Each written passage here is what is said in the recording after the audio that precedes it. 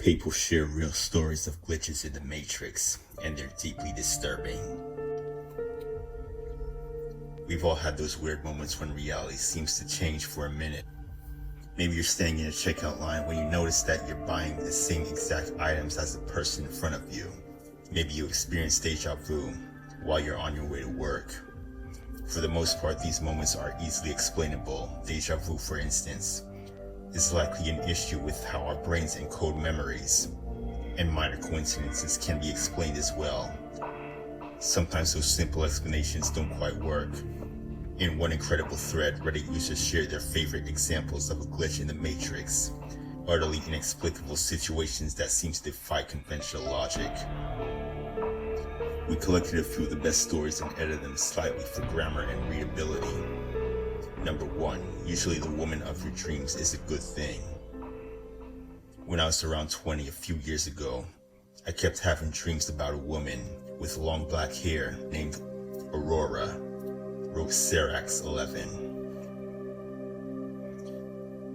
They were different dreams, but for some reason her distinct face and name always ended up in them. I got to the point where I would wake up frustrated and confused, trying to Google her name or find out how I was connected to her.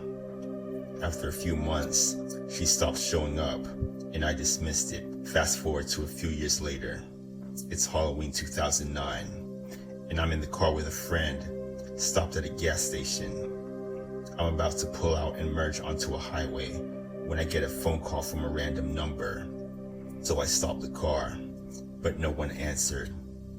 There was a person behind me who grew impatient, honked at me, and then swerved in front of me instead of waiting for 2 seconds for me to move. The second they got on the highway, some silver Civic loses control of their wheel, crashing into the car that swerved in front of me. As much as I wanted to say karma, I felt bad. I called the cops and waited at the gas station for them to come. Turns out the drivers of both cars died. It 100% would have been me if I hadn't received that phone call. I called it back a few hours later out of gratitude and curiosity. It rang 3 times and went to voicemail. Hi, you've reached Aurora. Please leave your name and number. And I've never had goosebumps like that before in my life. I reached out to Aurora the next day, telling her the whole story. I also checked Aurora's social media and saw a woman with long black hair. She tells me she doesn't know how I got her number, and that she never called me as far as she remembers. Weird. Number 2. Leave a message after the beep. This happened about 15 years ago. One Reddit user explained. I called my friend up, and he wasn't home, so I left a message on his answering machine. I said, hey, it's me. Sorry I missed you. Call you later. Bye. And then I hung up and left the house. I made no other calls. Later that day, he called back, and he says, wow, that was quite a message you left. Who was that girl you were talking to? I was like, what are you talking about? I wasn't talking to any girl. Well, as it turns out, the message didn't end after I said bye. I had to go over to his house and listen to the message a few times. After my initial message, there was a slight pause, and it continued for another 30-40 seconds or so, with me talking to some girl. It was my voice, but a conversation I never had with a girl whose voice I didn't recognize. You could compare it to the message I knew I did leave, and the two voices were indistinguishable. Not just the voice, but, talking mannerisms. It was my voice, along with references to my occupation and activities. Basically, in this conversation, I was talking to this girl about going skiing, but I had to go down to my shop and work on a car first, which totally correlated with what I was doing. Then the message just stopped. It was recorded on one of those digital answering machines that recorded the message to a chip. So there was no tape I could have taken and had analyzed, unfortunately. Also, neither I nor my friend had party lines, so that's not an explanation. It was very freaky. I can't explain it. Number 3. There's probably a simple explanation, but we don't have it. Driving home on a stormy day, I see that a side road up to the local golf courses blocked off by flashing barricades. Rope mark of shame. I also noticed a Mercedes parked past the barricades with its hazards on. I stopped and walked up to the car to see if they need help. I'm an EMT. I shine my light in the back seat to see a man slumped over, apparently asleep. I also move up to the driver's window and rap on the glass and shine my light in. The driver is sitting bolt upright, unmoving, staring straight ahead. My window rapping and my light don't cause him to blink, flinch, or move. I look over and the passenger is slumped forward onto the dash. This begins to creep me out. I call out to the sheriff's station and request a code 2, no lights or sirens unit up to my location to help me check them out. Their doors are locked. While I'm on the phone, I walk back to my truck to get my go bag. As I'm on the phone with dispatch, she asks me to get a license number for the car, just as a PG&E power company. Cherry picker truck comes rumbling down from the close road. I move to go around the truck to get the plate number, and the car is gone. I talked to the driver of the truck, and he said there was an 80-foot tree down across the road, and that he didn't think it'd be open for a day or so. So the question is, where the hell did the car go? There was a tree up one way, barricades down the other. It kept me a bit unsettled when stopping at accidents since then. Number 4, weird phenomenon during childhood. Maybe kids are just more attuned to weird stuff, or maybe our memories just aren't too dependable when we're young. Neither really explain this next story. At 12 years of age, my mom let me stay in the truck as she went grocery shopping. Wrote Parrot Tamer. As I wait to see an old guy walking towards the truck with an indescribable look, as if I know too much. He stops 5 feet from the truck, looks at me for a couple of seconds, and heads back to the exact way he came. It was rather traumatic for some reason, and very confusing at that age. That's creepy but not exactly supernatural. Just wait, it gets weirder. 5 or 6 years later, my dad was showing me home videos of us at a Yellowstone. At Old Faithful, I noticed the same guy, same look, same clothes peering at us on the camera and at me through the TV.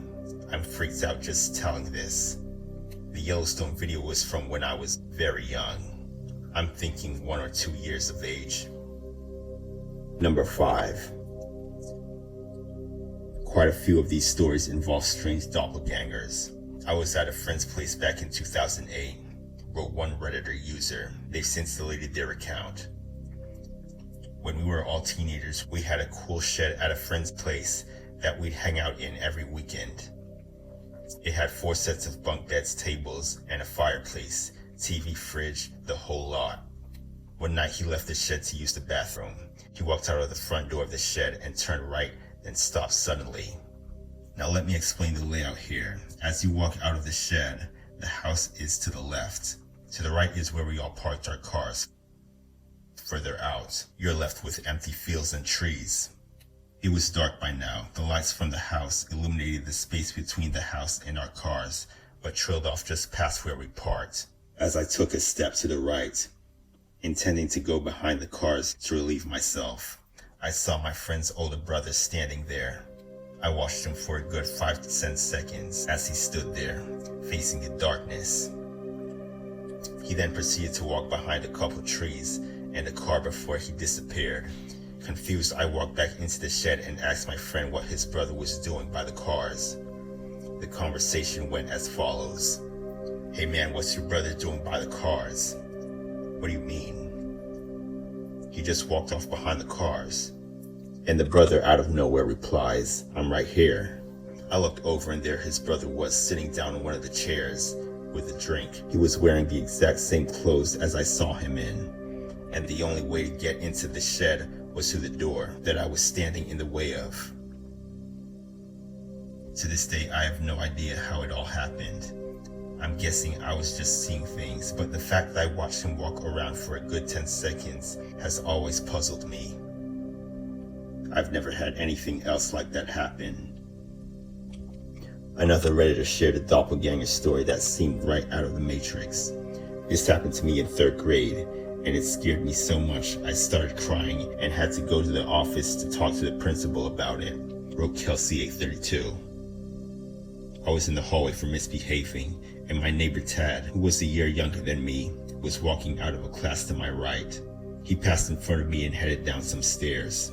The kid exchanged a friendly greeting. 20 seconds later, Tad walked out of the same class, passing in front of me and walking down the stairs. I just stared at him, confused and afraid. And he looked back like, "Why are you looking at me like that?" I never realized how much it was like the Matrix deja vu. Number 6. This one's not particularly creepy, but it's certainly confusing. One time I spilled a bowl of SpaghettiOs, and as I was cleaning them, I noticed that one was on the ceiling 9 feet up. Wrote Project Zeta. I didn't even drop the bowl, I just tipped it over onto the counter by mistake. But sure enough, a single O was right there, stuck to the ceiling. We think we can actually explain this one. Someone else had somehow affixed a piece of pasta to the ceiling, and I was simply the first one to notice it. After all, nobody makes a single bowl of SpaghettiOs. If you're willing to eat that stuff once, you probably got a few cans sitting around. Either that or there was a SpaghettiO magnet embedded in the ceiling. In our opinion, both explanations are equally plausible. Number 7, 2 monkeys are always a little creepy. My dad had this little toy monkey that he used to call his favorite child and tease me and my siblings with it. Maddox wrote, "Not in a bad way, but it was really frustrating to us, and we spent hours trying to steal it from him." Well, anyways, one day, he finally got it and threw it into the garbage after drawing on it and mangling it for a bit. My dad laughed and searched for it a bit, but basically figured we had thrown it out and gave up after a week or so. Anyways, years later, when I was about 17, I'm walking down the street in Toronto. I don't live in Toronto, I was just visiting friends, and I see this little orange object on the side of the road. When I walked over to it, I picked it up and saw that it was the exact same monkey. It even had the black Sharpie lines on it from when we drew all over it. I honestly cannot even estimate the chances of that happening, especially considering our garbage is sent to a local dump nowhere near Toronto. I actually took it with me and killed it with fire just so I knew it wouldn't come back again. Number 8. Stephen King's marketing department really knows what they're doing. I was walking through Best Buy one day a couple of years ago, and I walked past a rack of books recalled Debaucheroir. Sitting on the rack was the last book in the Dark Tower series from Stephen King. The front cover had a picture of Roland in front of the tower with a field of roses behind him. I held the damn book in my hand and looked it over. I remember being puzzled about why it was in a Best Buy, but whatever. I'd read the first 6 and had been waiting for the last one, but my spending money was low that week. I set it down and decided to come back the next week after I got paid to buy it. I went back next week, and it wasn't there. It slipped my mind after that for a bit, but about a month later, I went to Barnes & Noble's to get my copy. They told me it hadn't come out yet. The release date for the book was 6 months later. I pre-ordered it then. When the book actually came out, I went to pick it up. I described the cover out loud to make sure I wasn't crazy. The clerk handed it to me, and there it was exactly as I held it in Best Buy.